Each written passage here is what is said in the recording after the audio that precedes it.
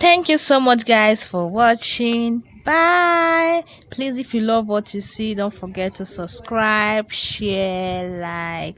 Bye bye.